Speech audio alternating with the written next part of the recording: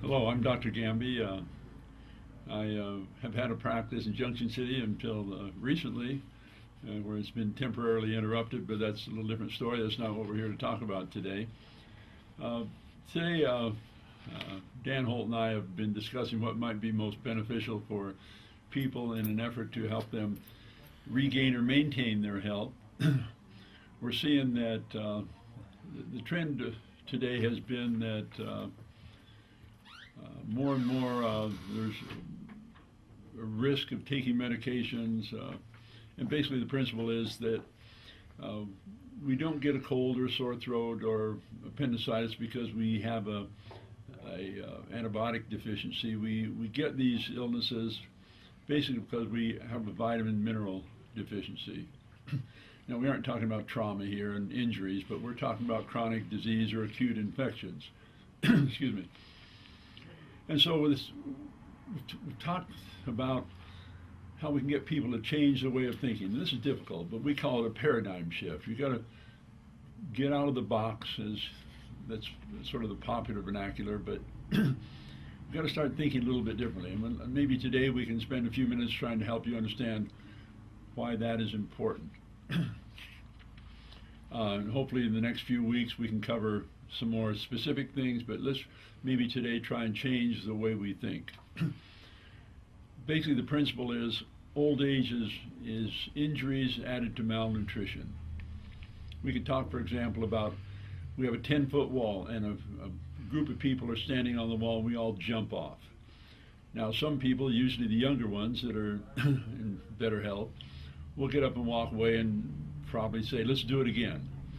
As we get older, we don't enjoy that jump, and some of us will break a leg, some will break our back, some will have sprains, and it just goes to show that when we subject ourselves to a stress, we tolerate the stress in direct proportion to how healthy we are. So we've got to start thinking in different terms, and the first principle in this is if you give our body an opportunity, it will heal itself. Now, it becomes more difficult as we get older, but Dr. Robert Becker wrote a fascinating book called The Body Electric. And in that he showed where we call more primitive organisms like a tadpole or frog even, if you cut off a digit or even an arm, with the right electrical potential applied to that amputation, it will regrow. Excuse me. And it's even been said, and I've never had the courage to try this, if you have a child before the age of 7 and they cut off the tip of their finger, if you just leave it alone, it will regenerate. This day and age, with the legal aspects of practice of medicine, no one probably will do that. But in an emergency situation, keep that in mind.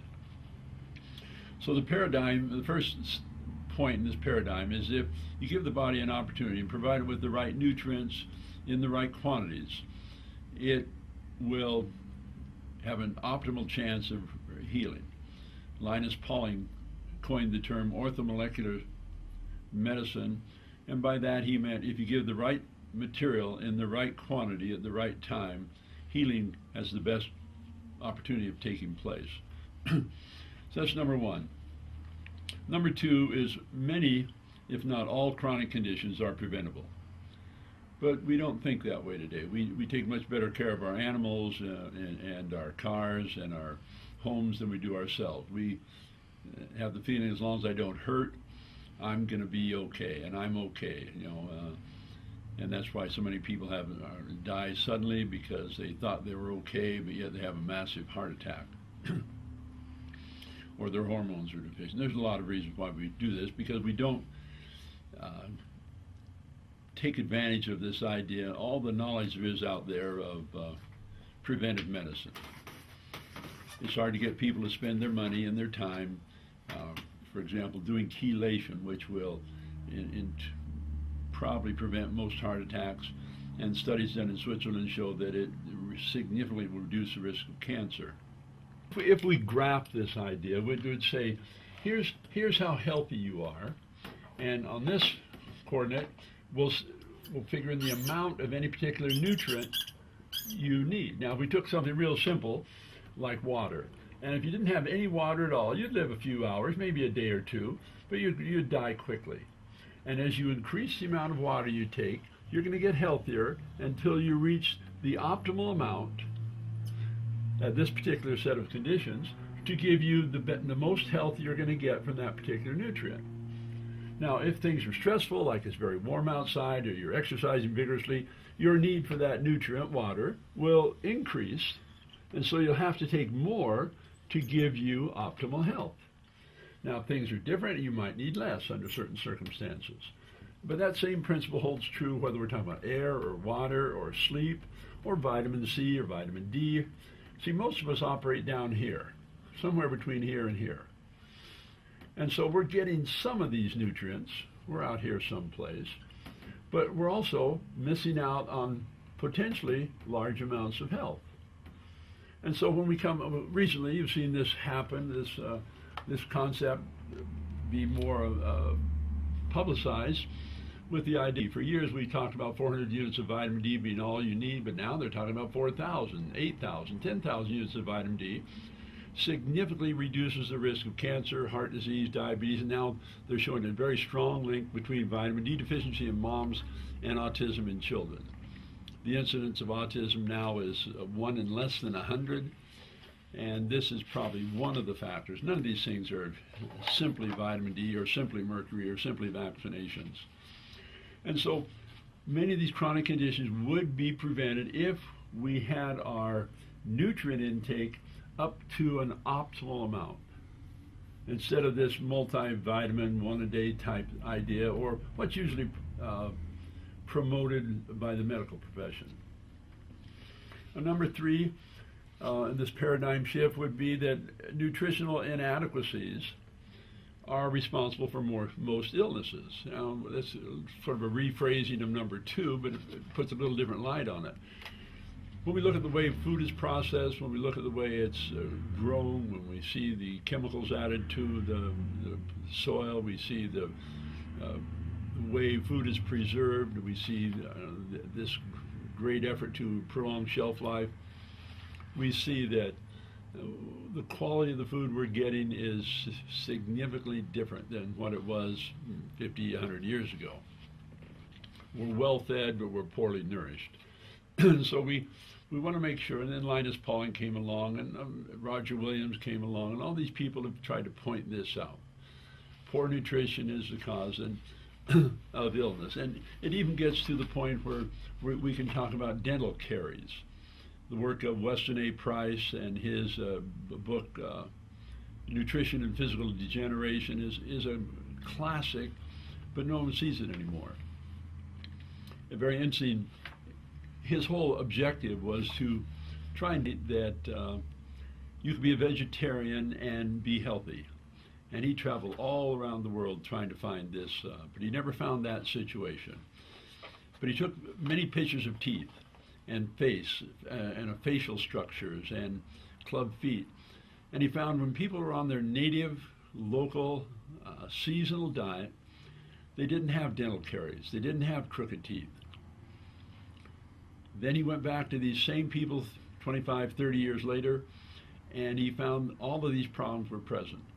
They needed braces, they had club feet, they had missing teeth because of cavities and abscesses.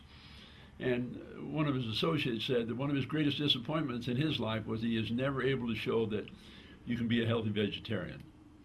And so that book is very interesting. Now we come along with fluoride, and we think sodium fluoride, which is an aluminum industry waste product, is going to prevent dental caries, when dental caries and malocclusion, crooked teeth, are nutritional inadequacies.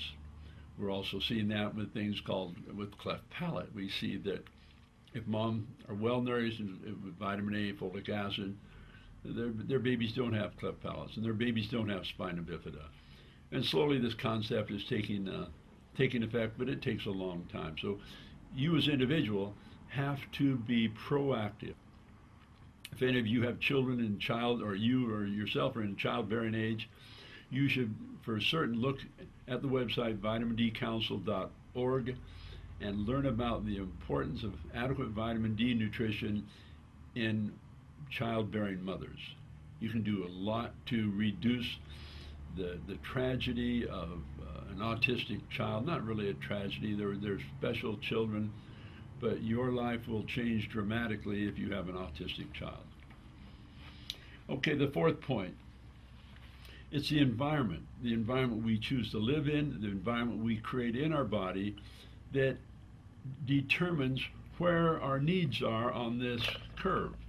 If I've got a very stressful environment that I've even chosen to live in, like a very polluted city, or a home with a lot of synthetic material in it, or a new manufactured home that's airtight and doesn't get ventilated, or I've gone through a divorce, or I've got a sick child or a sick husband, my stress level is going to move in this direction, and so I'm going to need more and more of these vitamins to optimize my health. We can see that with vitamin C saturation. When things are going well, your bowels will probably tolerate 4,000 or 5,000 milligrams of vitamin C a day.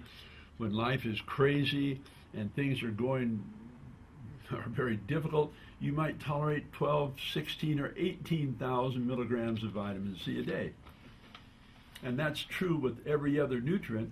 It's just that vitamin C and magnesium it's nice because we have a bowel tolerance for those nutrients, whereas it's more difficult to, and maybe some later date we can talk about ways you can test those other nutrients, but it's very difficult to test the B and zinc and selenium and chrome and all these other vitamins. But that's the environment we create. If we're a smoker, our need for vitamin C and A go way up. If we're constipated, our need for vitamin D and all these other things goes way up.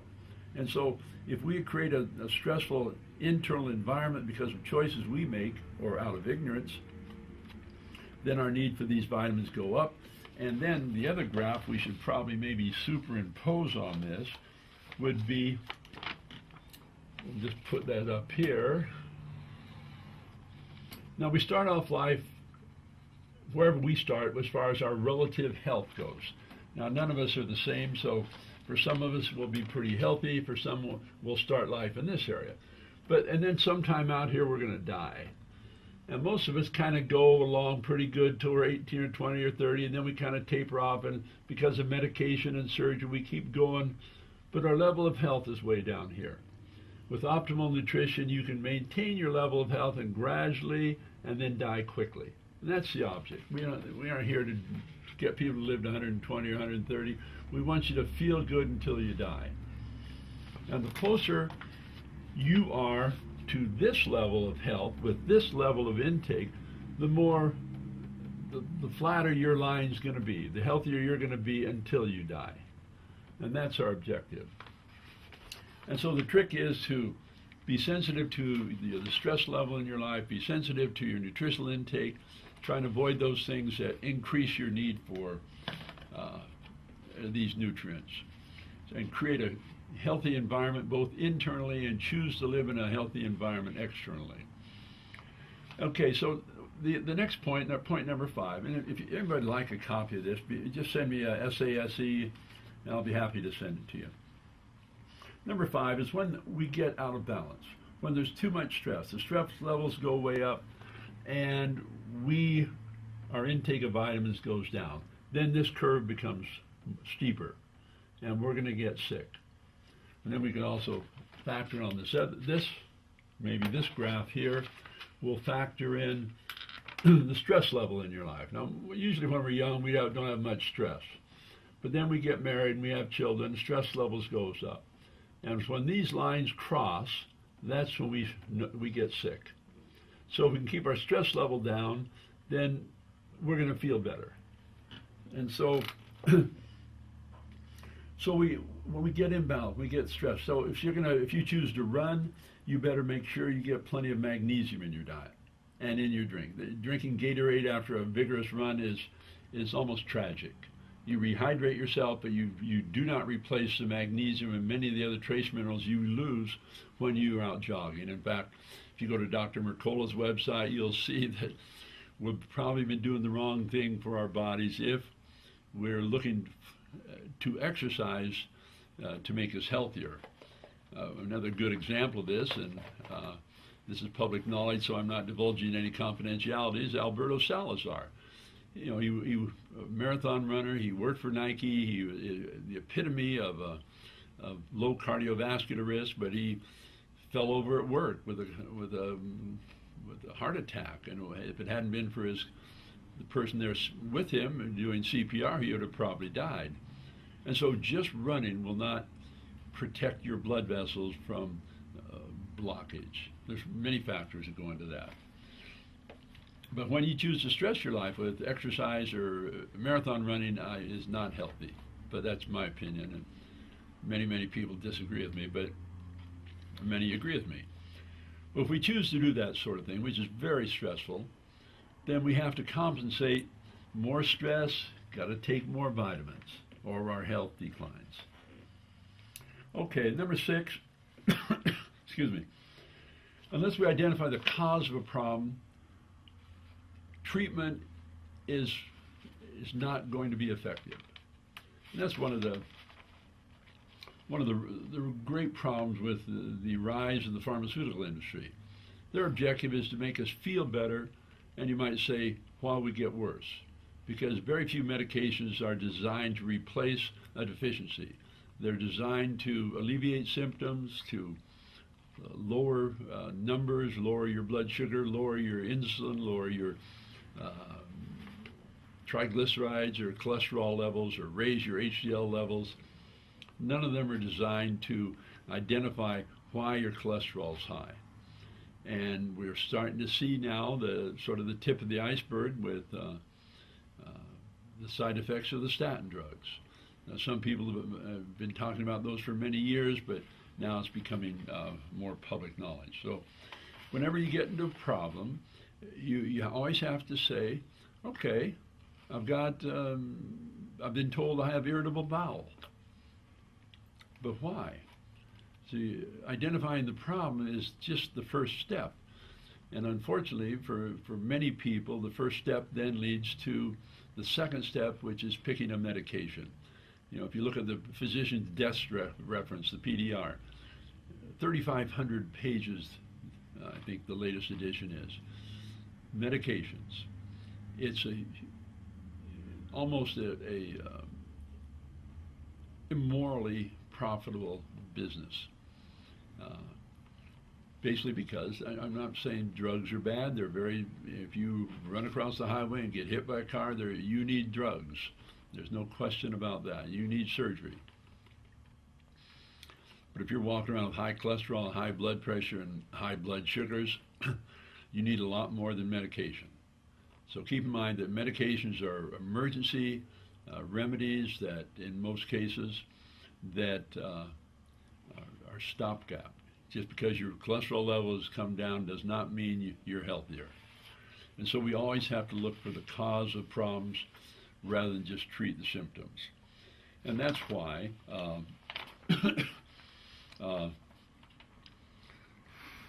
we want to promote this sort of thing. There's so much of information available on the internet. Mercola's website, Weston A. Price website, the Vitamin D Council website, the Vitamin C Foundation website. There's just so much information available to you but you need to be proactive. You need to be learning what you can do to be healthier. You need to be learning to look for causes and not wait for your doctor to suggest you do these things.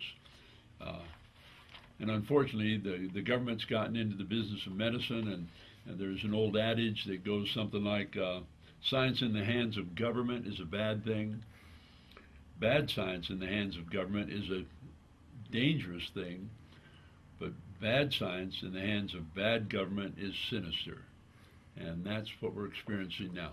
The government takes over research, the government takes over funding, the government takes over reimbursement to doctors, and the people are suffering. So next week we'll talk about maybe one of these things in more detail, and maybe we'll talk about more that you can do for yourself, and maybe talk about some specific conditions. I guess if you would like us to address a specific condition, you can contact the station, and that will be forwarded to me, and we'll think about doing that. So have a good day and start learning more about yourself. You can also go to our website, Dr. Gambee, drgambee.com, where we're going to have a lot of this material and much more, and we kind of try and keep people informed as to what's available. I'm not as much interested in research that shows that in 10 years you're going to be able to do something that might reduce your risk of cancer by 5%. I'm much more interested, much more pragmatic, and would much rather be able to show you something that's available and has been shown to be effective, so something you can do right now. Last time I was talking to you, you did mention about a coffee enema. Sure. I understand that gets rid of a whole lot of problems that people have. Is that true?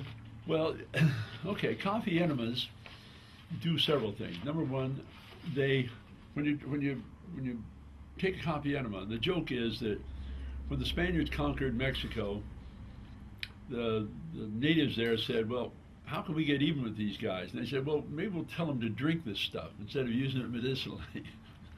Because it has a whole different action. When you take coffee enema, it goes directly to your liver, and it kind of detoxifies your liver. It increases bile flow, and it reduces the acidity in the liver, and it promotes liver health. And so that's probably one of the reasons why the Gerson cancer therapy, when people are on the Gerson therapy, they take 4 or 5 coffee enemas a day to help promote liver health.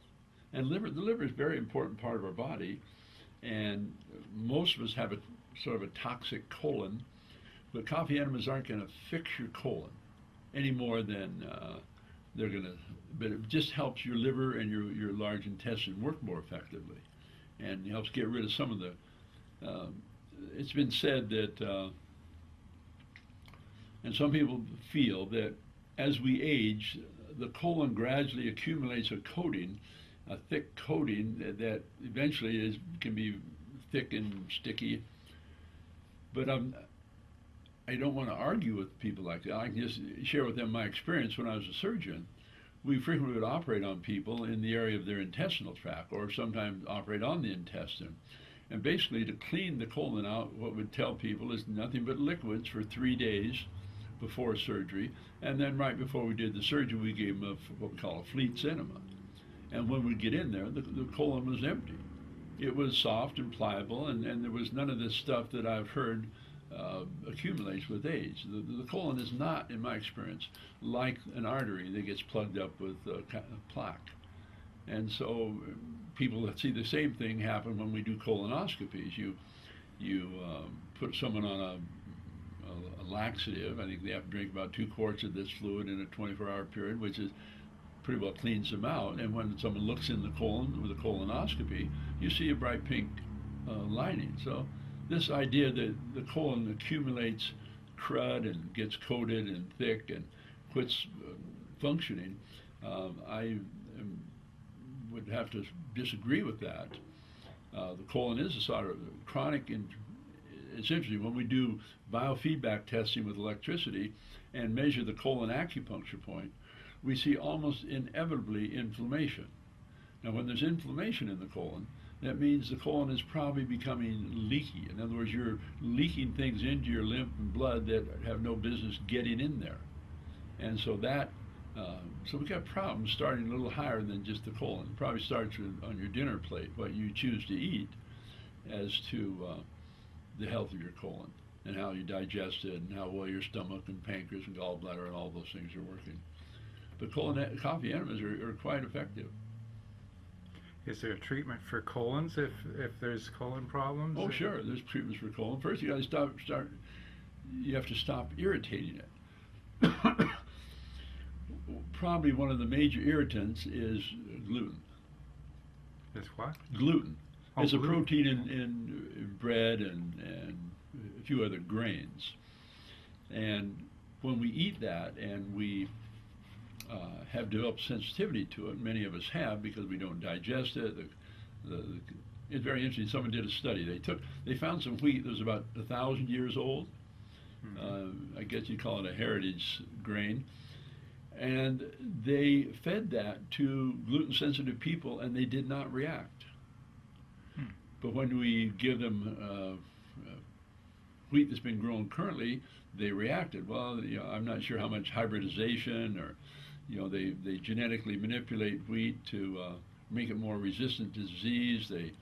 They chemically enhance the soils. They probably a great deal of it is now genetically modified, and we don't know how much of a role that's playing. But gluten sensitivity is a major cause of inflammation of the colon, alcohol, antibiotic therapy, stress, all sorts of things. Poor eating habits. If you don't digest your food thoroughly, you create what we call allergens, which when they get absorbed into the blood stimulate immune reactions. So most of us have inflamed colons. And the other thing is it's a self-esteem organ. When people have poor self-esteem, they create stress in their large intestine. So it's multifactorial, but it's coffee enemas can be always use organic coffee if you choose to, and you could probably Google it and look online. We have some instructions for coffee enemas if someone's interested. Again, self-addressed envelope.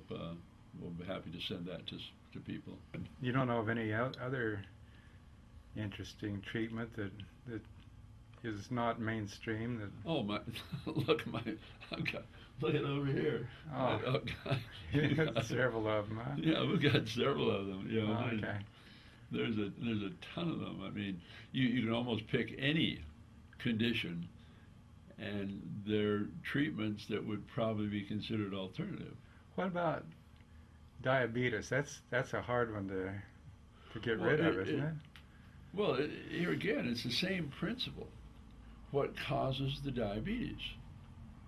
It's very interesting now that you mentioned it. We still on tape. You still taping? Mm-hmm. Well, I mean, go to the vitamin D website and look at the incidence of vitamin D. I mean, of childhood diabetes in vitamin D deficient children. It's a tremendous difference. But see, no one realizes that. Women have babies. The babies come out just fine. Everybody thinks everything's just fine, and then a year or two later they have diabetes. See, because they aren't being proactive. I can't do this, but because it takes away people's choice. But they probably ought to put vitamin D in the water. It'd be much better for us than fluoride and chloride, but that'll never happen because. But every parent should, if they have young women that are childbearing age, should give them a gift of vitamin D. But you got to educate them, because if you don't educate people, they won't keep doing it. Yeah. As long as mom keeps buying it for me, I'll take it. But when mom quits buying it for me, I'm not going to take it, which is tragic. Because on that vitamin D website recently, they interviewed several mothers talking to them about their autistic child. Mm-hmm. It's I don't know the purpose of all this, and I know, but if you want your life to change dramatically, like the one mother was saying, my husband and I don't go anywhere. Our whole life is devoted to taking care of our autistic child. We can't go out to dinner because he's so disruptive. School is disruptive, so I have to be at the school helping constantly. We don't sleep well because he doesn't sleep well. I mean, their whole life is dramatically changed because someone, I think the medical profession has much at fault here. They're so reluctant. Unfortunately, some doctor in this field said, well, do you have any hope that this is going to change, this attitude towards nutrition? He said, well, eventually the older doctors will die, and then we'll maybe get some fresh ideas in there, which is sad. And unfortunately, with socialized medicine that we're soon to have, that probably won't even happen then. But yeah, there's almost every condition you can talk about. There are ways of now you can't always fix people, but people have to keep in mind. We kind of tend to think if you got a treatment, if I'm not cured, I'm not any better. But that's wrong. there's two ways to see. If we look at the natural course of a disease, it's usually like this, and with a few little, you get a little bit better occasionally, and that's the course of disease. Yeah, we put you on medication, but everybody knows that in a diabetic, even if he pretty well controls blood sugar, he's much more likely to have kidney disease, eye disease, heart disease, lose his legs, much more likely if he's diabetic. And so sometimes with these treatments, all you do is slow down the progression of the disease. It depends on when you catch it. If you catch it immediately, well, then you're much more likely to be able to do this rather than to have it the traditional way. But unfortunately, people get their medication. You see the ads on TV. We'll get your diabetic supplies for free. You don't even have to worry about paying for your diabetic supplies. So people aren't willing to make the changes that are necessary if they really want to reverse this. I have a good friend. His blood sugars went up to 400, and his insulin his insulin requirements were all messed up.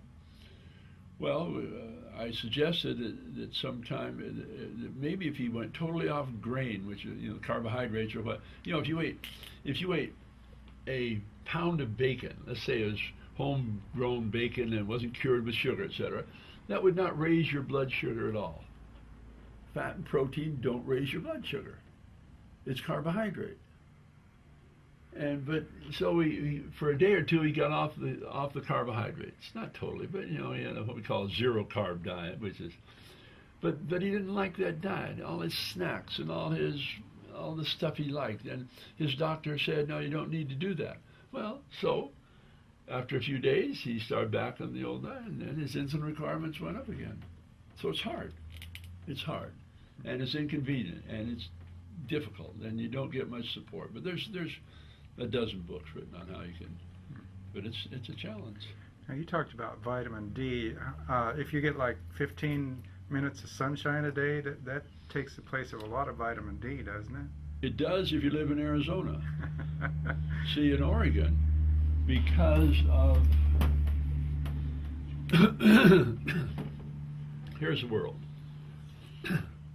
Now here we are up in Oregon. This is we call it, I guess, the equator. Now, in the summertime, the sunlight's much more direct. Okay? Mm-hmm. Now, even in the summertime, though, because of the angle that early morning sunlight and evening sunlight, and the atmosphere, we got a layer of atmosphere going around here. So when the sunlight's coming through here, you only have this atmosphere to penetrate. You get vitamin D. So even in the summertime in Oregon, it's only from about 10 o'clock in the morning till 2 or 3 in the afternoon that you will get vitamin D from sunlight. It's very interesting. Vitamin D is made from cholesterol.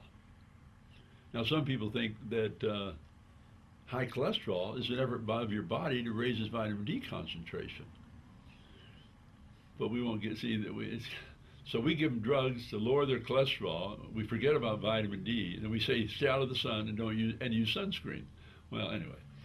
Now in the wintertime, Oregon's up here, and so sunlight is hitting us at an angle. So because of this, after about the first part of September and until the middle of May, you don't get any vitamin D from sunlight in Oregon. I didn't know that. Well, I know most doctors don't either. And then we tell people, if they go out in the sun, to use sunscreen, which blocks ultraviolet light. And then they're on their cholesterol-lowering drugs. It's tragic. Now, sure, if you're a farmer and I think I've got a little skin cancer here maybe, but I paved streets as a kid, as a college student. I paved streets in my swimsuit in the summer. In fact, I got so tan once. We were looking at pictures of me at that part time of my life. And my daughter was about 7 years old, and she asked me, "Dad, did you used to be a black person?" Anyway, and so, yeah, but you get basal cell carcinomas. You may get a squamous cell, but even those aren't very common. Maybe if you're a farmer and you're 24/7 on this. Anyway, the melanoma, the real deadly skin cancers, usually occur in places where the sun doesn't even shine. Your armpit or the back of your leg or on your back. And those are not caused by sunlight. And so by smearing out, but you don't want to burn yourself either. You got to use common sense. You don't got to get burned every day. And you use moderation. That's the key to everything. But you will not get vitamin D from sunlight in Oregon this time of year. So traditionally, where did they get their vitamin D? They got it from the foods we are told we shouldn't be eating. You say to someone, well, you should be growing your own pigs and cows and eating the fats from those animals. You should be eating the cream off your milk. You should be eating egg yolks. These are vitamin D rich sources. But what do we tell people to do? Don't eat, throw away the egg yolks. Use margarine, use skim milk. See, all this artificial food, and then we're vitamin D deficient when we scratch our heads and operate. I mean, it's almost ludicrous. But anyway, I'll just read the story. The Patriots' History of the United States. Fascinating book. And every winter back east in the late 1700s and early 1800s, they had cholera epidemics in all the big cities. Oh, everybody usually leave the city in the summer because they had cholera. Well, then you look at their sanitation habits. They didn't have running water, so they didn't have toilets. In the winter, no one liked to go outside, and so they collected their excrement and their urine in pots, and then they'd throw it out the window in the morning. And so the streets were covered with human sewage, and they finally passed a rule that said, well, you got to push it all into the street at least once a day. Well, the well was in the street. The well for the water was in the street. And we look back now and we say, oh, how could they have done that? Well, in 100 years or so, they're going to look back at us now and they say, what in the world were they thinking? Why did they? See, your mother used to make all her pie crusts from lard, and they were good. Mm-hmm. And it has vitamin D in it. And you had a few chickens, and we have a few chickens, and you look at their egg yolk, they're bright orange, and they're loaded with these nutrients. They're free range. Anyway, we eat totally differently, and we're told we're totally messed up with regard to why people have high cholesterol. But we make too much money selling cholesterol-lowering drugs to ever change it. It's never going to change. Someone once said, once a certain point is reached where so many people are employed in an industry, or you're making so much money from an industry, the chances of solving the problem that the industry was created for goes to almost zero. See, we've got too much invested. But this is the reason Oregon doesn't get vitamin D in the winter. I don't care how much you can go out there and burn vitamin A. See, ultraviolet A will tan you. So we go out and get suntan, and we think we're getting vitamin D. Wrong. It's ultraviolet B that is required if you want to get vitamin D production.